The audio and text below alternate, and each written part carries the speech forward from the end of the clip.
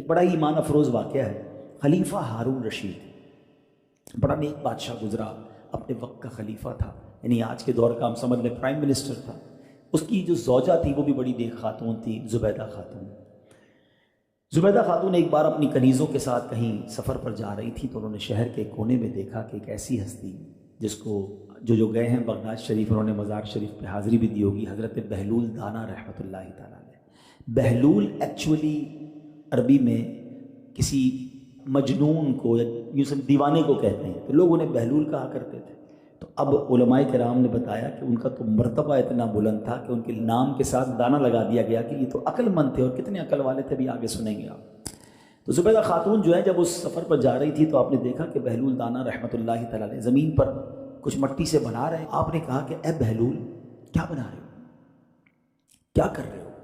تو کہا میں جنت کا محل بنا رہا ہوں. زبیدہ خاتون نے کہا کہ کیا اس کی قیمت کیا ہے؟ کہا 1 درہم قیمت ہے. اب 1 درہم تو بہت نارمل رقم ہے، آج بھی 1 درہم کتنے کا ہے؟ وہ بھی زمانے میں بھی درہم ایک نارمل اماؤنٹ تھی. دینار سونے کی اشرفی ہوتی تھی، درہم تو چاندی کا سکہ ہوتا تھا. انہوں نے فوراً جو ہے وہ درہم دے دیا اور گھر آ گئی. رات جو ہے جب زبیدہ خاتون سوئی تو تہجد پڑھ کے عبادت کر کے تو لیٹ نائٹ میں ان کے شوہر نے انہیں جگایا اور کہا کہ اٹھو، خیریت تو ہے، کیا بات ہے؟ کہ میں رات سویا تو خواب میں نے ایک بہت خوبصورت باغ دیکھا. میں سیر کرنے لگا تو میں نے کسی سے پوچھا کہ یہ کون سا باغ ہے؟ تو کہا یہ تو جنت الفردوس ہے. جنت الفردوس کی سیر کرتے کرتے مجھے ایک بہت خوبصورت محل نظر آیا. اس محل کے دروازے پر زبیدہ خاتون لکھا تھا. اے زبیدہ تم نے ایسا کون سا عمل کیا ہے کہ میں نے آج جنت میں تمہارا محل دیکھا؟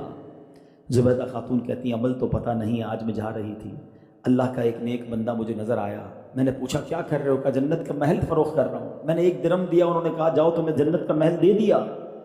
کہ زبیدہ جلدی چلو کہیں ڈیل ختم نہ ہو جائے.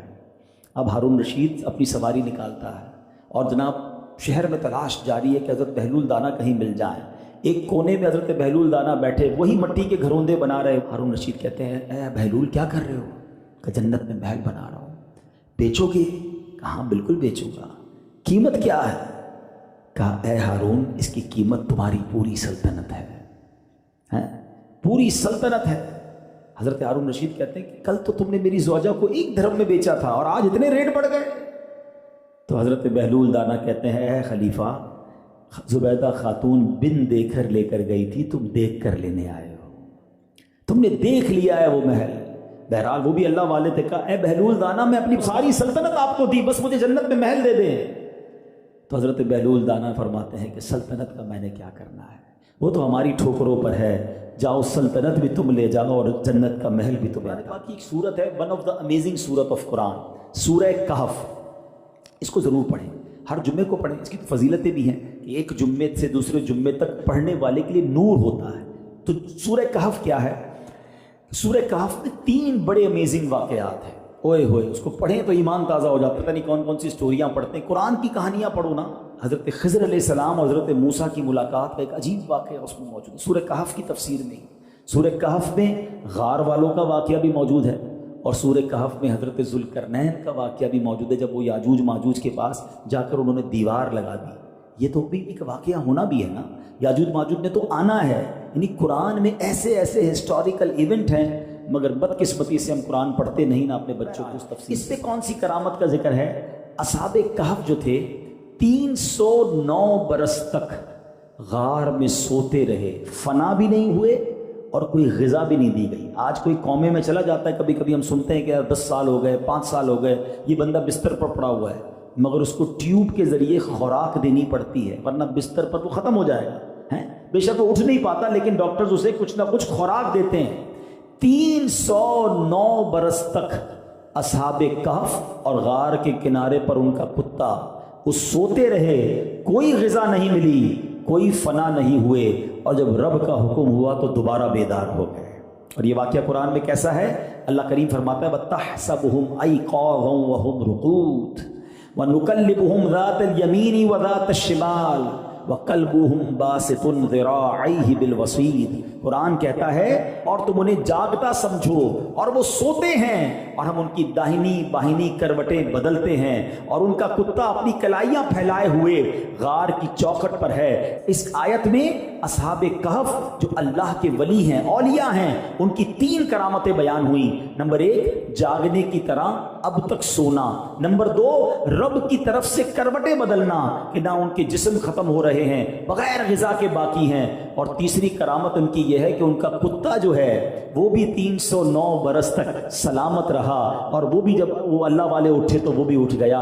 तो बहरहाल मेरे प्यारे इस्लामी भाइयों, करामत की सबूत कुरान पाक में मौजूद हैं। एक और सबूत ले लो और उससे भी हमें बहुत कुछ सीखने को मिलेगा, और वो वाक़या है हज़रत सुलेमान अला नबीना अलैहिस्सलाम का। ठीक है, मलका बिल्कीस जो हैं उनके पास आ रही थी, तो उन्होंने क्या कहा, अपने जो रफ़क़ा थे, अपने जो हवारी थे, आपके साथ बैठे थे, आपने कहा कि मैं चाहता हूँ कि मलका बिल्कीस के आने से पहले पहले उसका तख्त जो है वो मेरे सामने ले आया जाए। अब तख्त कई गज़ लंबा, कई गज़ चौड़ा। अब मिसाल के तौर पे मैं आप में से किसी से कहूँ कि जिसका घर जनाब मलीर में हो कि भाई हमारा इज्तिमा ख़त्म होने से पहले पहले उसके घर से उसका बेड उठा के यहाँ ले आओ, तो आप कहेंगे ऐसा पॉसिबल नहीं है, बेड खुलेगा, सुजुकी में लोड होगा, यहाँ आएगा, वापस इंस्टॉल होगा, इज्तिमा ख़त्म हो जाएगा, बेड नहीं आ सकता। हम कराची के एक इलाके से नहीं ला सकते। हज़रत सुलेमान कहते हैं मुल्क के सबा से उसका तख्त लेकर आया जाए। अब हज़रत सुलेमान की बादशाही जिन्नात पर भी थी, हवाओं पर भी थी। तो एक जिन आपकी खिदमत में बैठा था। कुरान क्या कहता है, एक बड़ा खबीस जिन बोला कि वो तख्त में आपकी खिदमत में इस मकाम से खड़े होने से पहले हाजिर कर दूंगा। हुजूर अभी आप खड़े नहीं होंगे, इससे पहले आ जाएगा। आपने फरमाया नहीं, मुझे इससे भी पहले चाहिए हैं, मैं चाहता हूं मुझे इससे भी पहले चाहिए। अल्लाह अकबर। अब आपके पास एक ऐसा शख्स भी मौजूद था जो आपका सहाबी था, आपका उम्मती था, और उसके पास अल्लाह के नाम का इल्म था। उसने क्या किया, कुरान कहता है क़ालल्लज़ी इंदहू इल्मुम मिनल किताब, उसने अर्ज़ की जिसके पास किताब का इल्म था, हुजूर मैं आपकी पलक झपकने से पहले इसको हाजिर कर दूं। और ऐसा ही हुआ। आगे कुरान कहता है फलम्मा राहु मुस्तक़िर्रन इंदहू, आपने देखा वो सामने आ गया, तख्त, बात जारी और तख्त आ गया। लेकिन सुभान अल्लाह, हज़रत सुलेमान ने क्या कहा, हाज़ा मिन फ़ज़्ल रब्बी, ये मेरे रब का फजल है। यहाँ एक बात सीखने को मिलती है कि इतना बड़ा कमाल हज़रत सुलेमान और आपकी उम्मती ने दिखाया, मगर ये नहीं कहा ये मेरा कमाल है, मैंने कुछ किया। क्या फरमाया अल्लाह वालों ने, हाज़ा मिन फ़ज़्ल रब्बी, ये मेरे रब का फजल है। सीखने को ये मिला कि अगर जिंदगी में कभी कोई कमाल मिल जाए, कोई शोहरत मिल जाए, अल्लाह पाक ने किसी को चेहरा अच्छा दिया, किसी को आवाज अच्छी दी, किसी को माल दिया, कभी ये ना समझे कि मेरा कमाल है, उसे यही कहना चाहिए कि मेरे रब का फजल है, ये मेरे रब की अता है, मेरे पास कुछ नहीं है, आज जो कुछ मुझे दिया है वो मेरे रब ने दिया है। और यही अंदाज इख्तियार करना चाहिए, कभी तकब्बुर में ना आ जाना कि ये मैंने किया है, ये मेरी कोशिशों से मिला है। कि जब बंदा इस कैफियत में आता है तो वो रब जब चाहता है वो नेमतें वापस छीन लेता है, क्योंकि जो शुक्र नहीं करता ना, अल्लाह ताला की नेमतों का शुक्र अदा नहीं करता, कुफराने नेमत करता है, उसकी नेमतें जो है वो